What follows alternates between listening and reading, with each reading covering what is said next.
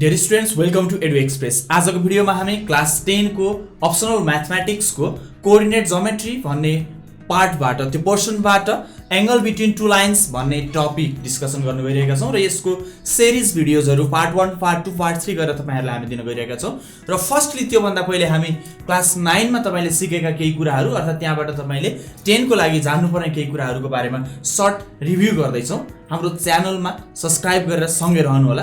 साथसाथै तपाईको फिडब्याक र तपाईको केही क्वेरीजहरु सोध्नको लागि तपाईलाई सहजता प्रदान गर्नको लागि हामीले अफिसियल फेसबुक पेज एडु एक्सप्रेस पनि सञ्चालनमा ल्याएका छौं अर्थात स्टाब्लिश गरेका छौं। सो उक्त पेज लाइक गरेर त्यहाँबाट पनि तपाईले हामीहरुलाई सम्पर्क गर्न सक्नुहुनेछ।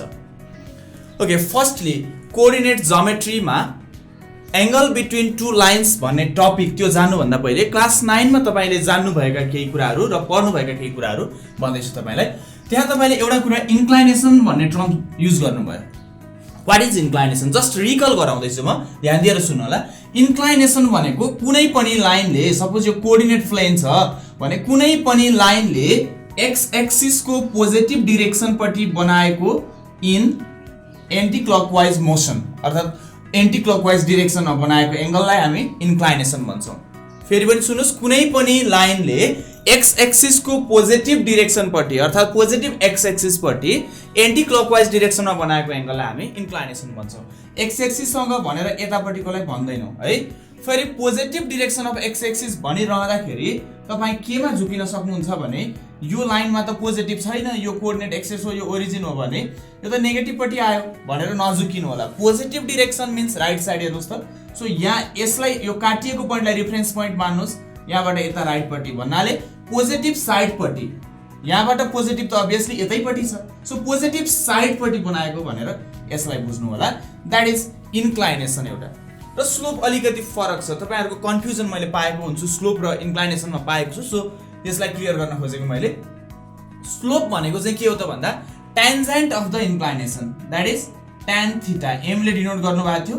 स्लोप भनेको टेन्जेन्ट अफ द इन्क्लाइनेसन अर्थात भनौं स्लोप भनेको tangent of inclination. That is tan कसरी आयो त भन्दाखेरि एक्ज्याक्टली यसको फिजिकल मिनिङ चाहिँ के रहेछ त स्लोप भन्दाखेरि ग्रेडियन्ट है। ग्रेडियन्ट भनेको यहाँ के बुझ्नु पर्यो भन्दा x र y मा x को रेस्पेक्टमा y कति चेन्ज हुन्छ, that means change in value of y per unit change in x। यसरी हेर्नुस् त,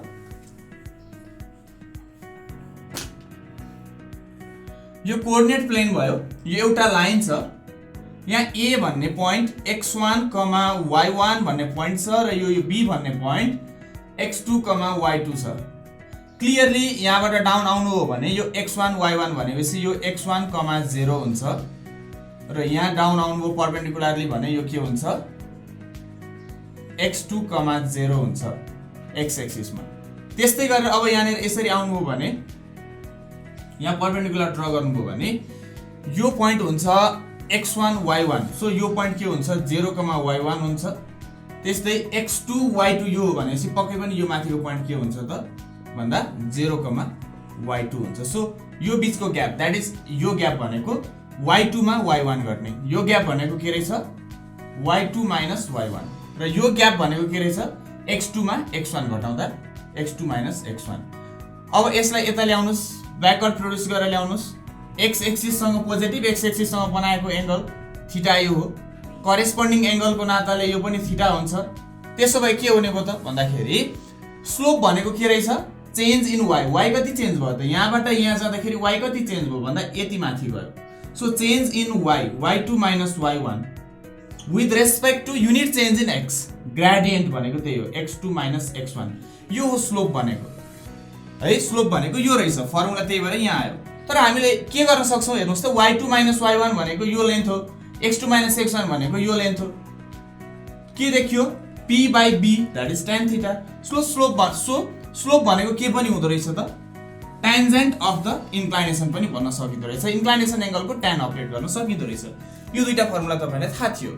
यसैगरी यो लास्टमा general equation of straight line भनेर पढ्नु भएको थियो, अर्को एउटा स्लोप निकाल्ने फर्मुला जसमा तपाईले के गर्नुहुन्थ्यो भन्दा एउटा जनरल इक्वेसनमा ax by plus c is equals to 0 लाई हामी के गर्थ्यौं त भन्दा यसमा तपाईले के सल्भ गर्नुहुन्थ्यो by is equals to minus ax minus c यो दुईटालाई उता लाँदा or y is equals to minus a by b x minus c by b यो b ले उता लगेर डिभाइड गर्यो अनि कम्पेयर गर्नुहुन्छ तपाईं y is equals to mx plus c compare गर्दा y as it is c को ठाउँमा यो आउँथ्यो m को ठाउँमा यति आउँथ्यो दैट इज स्लोप हो m भनेको यो फर्मुलामा so m that is slope भनेको माइनस a बाई b अर्थात a र b भनेर बारम्बार लेख्दैनौं हामी के भन्छौं त भन्दा माइनस x को कोएफिसिएन्ट डिवाइडेड बाइ y को कोएफिसिएन्ट भनेर अर्को formula m is equals to minus coefficient of x by coefficient of y भनेर हामी युज गर्छौं है। सो अब याद गर्नुस् तपाईले स्लोप निकाल्ने तीनटा फर्मुला यहाँ छ। यदि तपाईलाई इन्क्लाइनेसन एंगल दिएको छ भने m is equals to tan theta गर्नुहोस्। यदि तपाईलाई एउटा लाइनको दुईटा पासिङ पोइन्ट दिएको छ भने यो फर्मुला युज गर्नुहोस् र तपाईलाई यदि इक्वेसन अफ स्ट्रेट लाइन दिएको छ भने देखि यो फर्मुला युज गर्नुहोस्। यो फर्मुलालाई नोट गर्नु होला। यस्तै गरेर तपाईले अर्को के पढ्नु भएको छ त भन्दाखेरि y minus y1 is equals to mx minus x1 भनेर point slope form एउटा लाइनको इक्वेसनको point slope form that means यदि passing point x1, y1 र स्लोप m दिएको छ भने कुन इक्वेसन युज गर्ने कुन फर्मुला युज गर्ने भन्दा यो फर्मुला डिराइभ गरेरै सिक्नु भएको छ क्लास 9 मा। त्यसै गरेर y minus y1 is equals to m को ठाउँमा अब अर्को y2 minus y1 by x2 minus x1 x minus x1 2 point form भनेर सिक्नु भएको छ। Similarly x by a plus y by b is equals to 1 भनेर डबल इन्टरसेप्ट फर्म भनेर इक्वेसन सिक्नु भएको छ। यदि यो लाइनमा x इन्टरसेप्ट यतापटि a हुन्छ र यो y इन्टरसेप्ट b हुन्छ भने देखि x by a plus y by b is equals to 1 भनेर चाहिँ इक्वेसन सिक्नु भएको छ। सँगसँगै अरु पनि इक्वेसन सिक्नु भएको छ तपाईले normal form that means x cos alpha plus y sin alpha is equals to p भन्ने पनि सिक्नु भएको छ। तथापि मैले तपाईलाई यहाँ अर्को एउटा कुरा सम्झाए परपेन्डिकुलर साइन याद गर्नुस् है। Perpendicular distance from x1, y1 एकदम सर्ट फर्ममा रिकल मात्र गराउँदै छु है म। x1, y1 यो पोइन्टबाट to the line ax plus by plus c is equals to 0 छ भने distance d is equals to के भनेर पढ्नु भएको छ त ax1 plus by1 plus c divided by root under a square plus b square class 9 मा पढ्नु भएको छ। हामीलाई यो यही एक्सरसाइजमा नचाहिए पनि कोअर्डिनेटको होल पार्ट पढ्दाखेरि सर्कल सम्म पुग्दाखेरि यो पनि चाहिन्छ। हामीले यहाँ angle between two lines pair of lines र सर्कल भनेर पढ्छौं स्पेशली साथसाथै कोनिक सेक्सन भन्ने एउटा सर्ट कन्सेप्चुअल पोर्सन पनि छ। हामी आज कोअर्डिनेट ज्योमेट्रीको एंगल बिट्विन टु लाइन्स भन्ने पार्टलाई पढ्दै छौं। ओके यहाँ हेर्नुस् त angle between two straight lines दुईटा स्ट्रेट लाइन बीचको एंगल कति डिग्री हुन्छ भन्ने कुरा अर्थात कति हुन्छ एंगल डिग्री रेडियन ग्रेड है त्यो कति हुन्छ भन्ने कुरा हामी डिग्रीमा फाइन्ड गर्छौं है। त्यो हामी के गर्दै छौं त भन्दाखेरि फाइन्ड गर्ने फर्मुला डिराइभ गर्न खोज्दै छौं र जसको लागि हामी के गरौँ भन्दाखेरि एउटा कोअर्डिनेट प्लेनमा सबैभन्दा पहिले यो इम्पोर्टेन्ट क्वेशन पनि हो लङ क्वेशनमा थ्योरेटिकल क्वेशनमा y x x dash y dash एउटा यो कोअर्डिनेट प्लेनमा एउटा लाइन कन्सिडर गरौँ। यो लाइन AB भन्ने लाइन छ अर्को लाइन छ CD भन्ने यो दुईटा लाइनको यो AB भन्ने लाइनको इन्क्लाइनेसन भनेपछि पोजिटिभ एक्स एक्सिस पटि θ1 छ। यसको पोजिटिभ यो लाइनको इन्क्लाइनेसन भनेको यो लाइनले एक्स एक्सिसको पोजिटिभ पटि एन्टी क्लकवाइज डाइरेक्सनमा बनाएको एंगल θ2 छ है। यो दुईटाको इन्क्लाइनेसन भयो र तिनीहरु बीचको एंगल यसलाई मैले अल्फा भन्दिए यसलाई भन्दिए बीटा अथवा यसलाई मैले अल्फा भन्दिए हामीलाई लेख्न सजिलो हुन्छ। फर्स्टमा हामी अल्फा सँग खोज्छौं त्यही भएर यसलाई मैले बीटा भन्दिए है। अब यहाँबाट यो यिनीहरु बीचको एंगल कति हुँदो रहेछ भन्ने कुरा यहाँ खोज्दै छौं। फर्स्टली हामी के गरौँ त भन्दाखेरि सपोज गर्दियौ लेट θ1 and θ2 बी द के हो यो इन्क्लाइनेसन्स हो नजिकिनुस् है नजिकिनुस् inclinations of two lines AB and CD respectively as shown in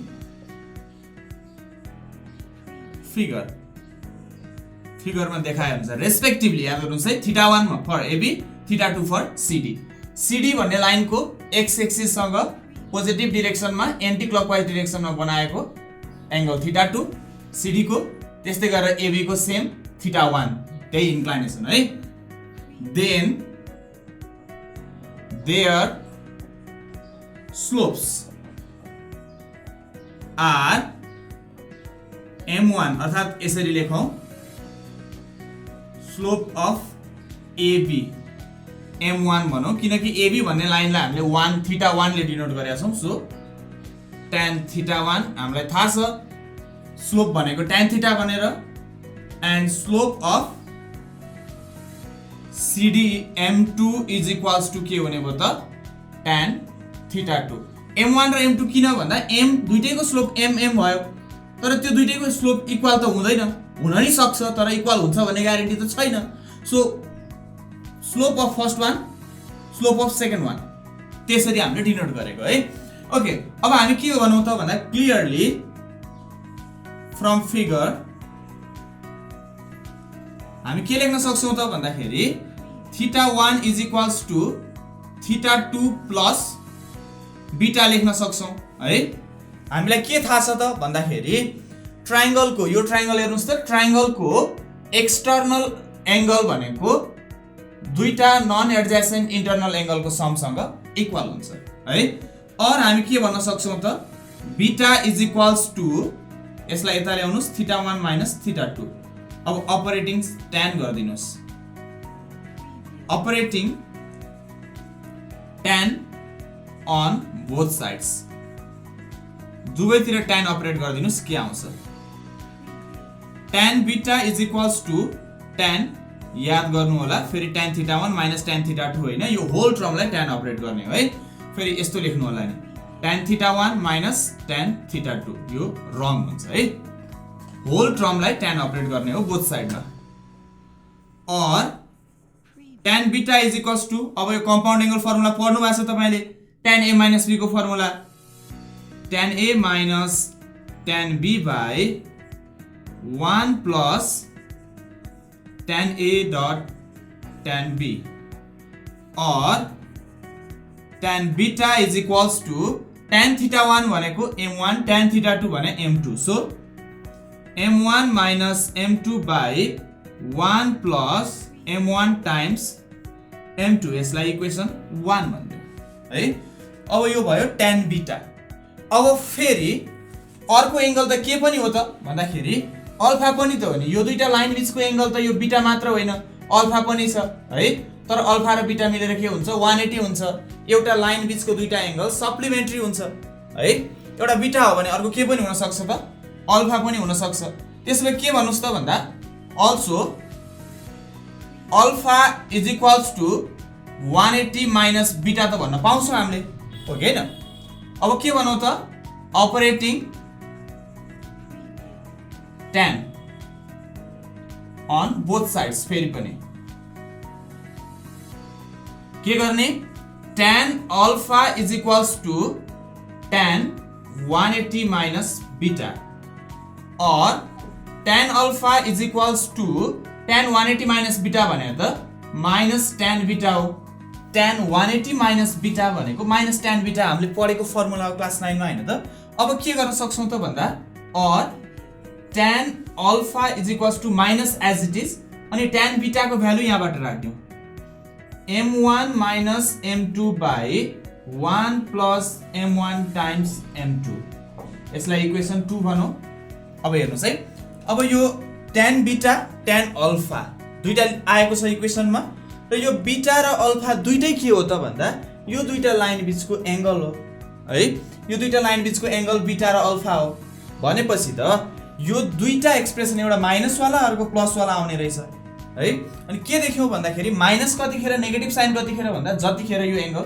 90 भन्दा ठुलो छ ट्रायंगलको पक्कै पनि यो दुईटा एंगलमा यहाँ हेर्दाखेरि नै क्लियरली के छ यो सानो छ एक्युट एंगल छ है अनि यो के छ त अब्ट्युस एंगल छ र अर्को कुरा भनेको tan को भ्यालु 90 भन्दा माथि गएपछि नेगेटिभ आउँछ so negative sign represents for obtuse angle while positive sign represents for acute angle रहेछ सो अब त्यसो भए हामी के गरौँ त भन्दा यो दुईटैलाई एउटै भनेर कम्बाइन गर्ने है, यो दुईटैलाई एउटै भनेर लेख्दियौँ। कसरी लेखौँ त भन्दा पहिले यसलाई कपी गर्नुहोस् त तपाईँ, पज गर्नुहोस् भिडियो अनि कपी गर्नुहोस् है।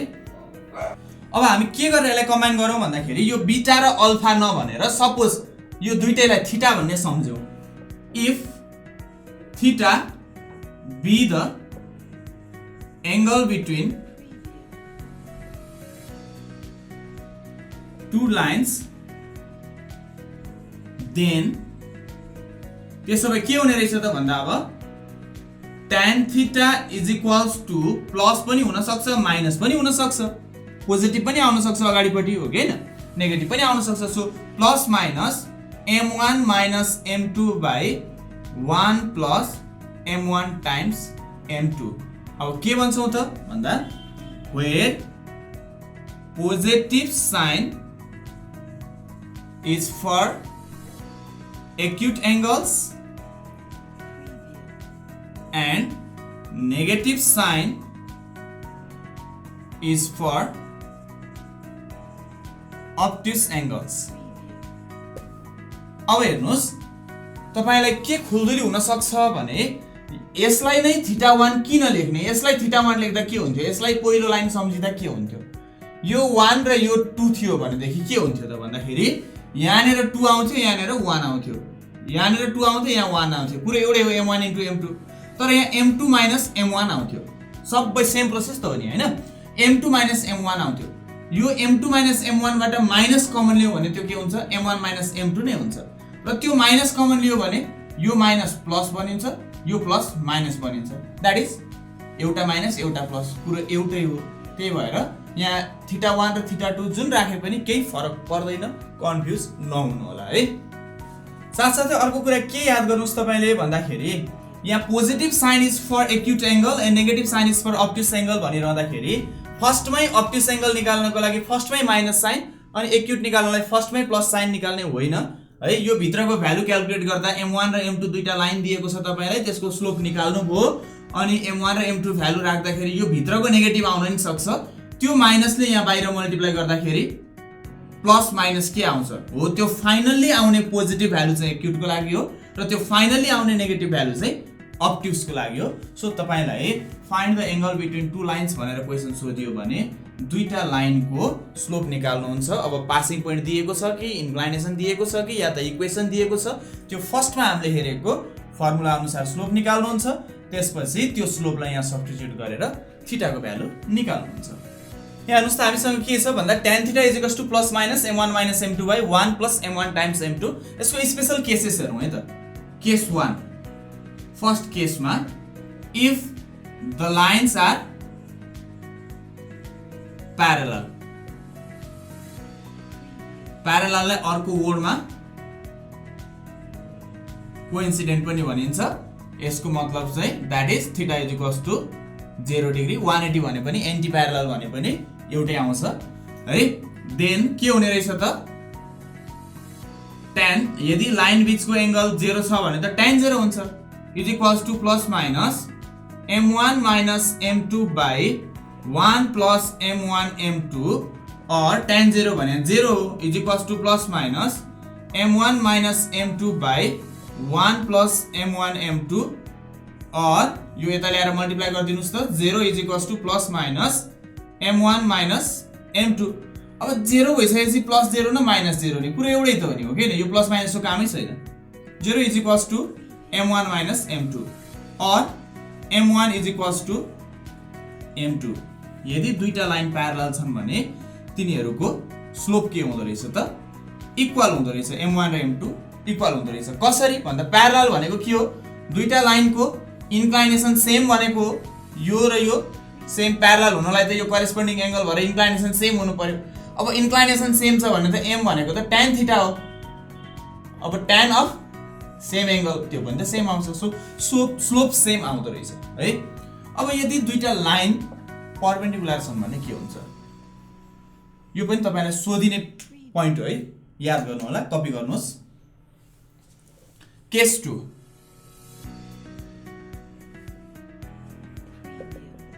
if two lines are orthogonal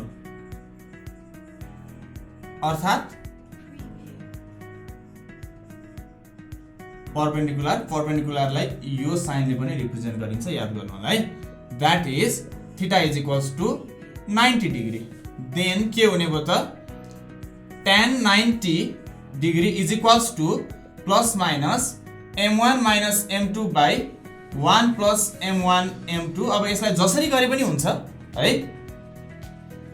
अब यसलाई इन्फाइनाइट भनेको 1/0 भनेर सल्भ गरे नि हुन्छ। अब इन्फाइनाइट भ्यालुलाई युज गरेर सल्भ गर्नु भन्दा बेटर 1/cot 90 गरेको राम्रो है। त्यसैले प्लस माइनस यतापट्टि चाहिँ m1 minus m2 by 1 plus m1 m2। 1/cot 90 भने 0 is equals to plus minus m1 minus m2 by 1 plus m1 m2।